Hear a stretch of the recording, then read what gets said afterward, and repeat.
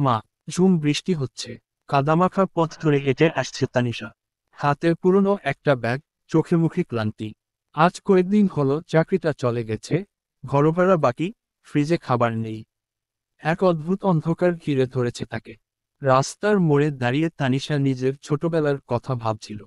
মা যখন রাত জেগে তাকে গল্প শুনিয়ে ঘুম পাড়াতেন, অসুস্থ হলে মাথায় জলপট্টি দিতেন, পরীক্ষার আগে হাত ধরে বলতেন, তুই পারবি মা, আমি তোকে আশীর্বাদ দিলাম। মা ছিলেন তার শক্তি, তার সাহস।